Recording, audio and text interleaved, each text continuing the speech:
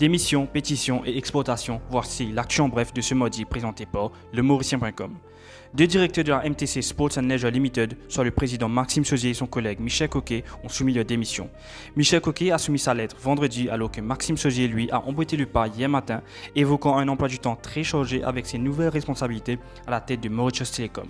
Si les Turfistes peuvent comprendre la décision de Maxime Sauzier qui a été entre-temps nommé à la tête du conseil d'administration de Mauritius Telecom vers fin de juillet, en revanche, celle de Michel Coquet, son ami, est diversement commentée.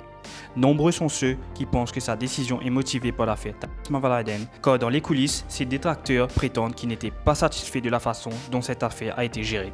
Selon eux, ils auraient souhaité une ligne plus dure.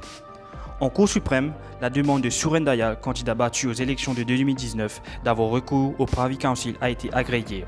Ce dernier compte contester le jugement de la Cour suprême, rejetant sa pétition électorale en date du 12 août dernier. Le candidat battu de la circonscription numéro 8, Moka Quartier Militaire, a ainsi obtenu l'autorisation de la Cour suprême de débattre de la décision des juges David Chang et Karuna Devi Ganesh Balagi. Cette demande de permission pour saisir le Privy Council de faire appel s'articule sur une quarantaine de points pour démontrer le désaccord légal avec les juges Chang et Ganesh Balagi. Le ministre des Finances, Renganaden Padayachi, a rassuré qu'il n'y avait aucune pénurie concernant l'exportation de riz à Maurice, et ce, malgré le fait que l'Inde s'est décidée d'interdire ou de taxer les exportations de certaines variétés de riz, denrées de base pour la moitié de l'humanité, notamment dans les pays les plus pauvres.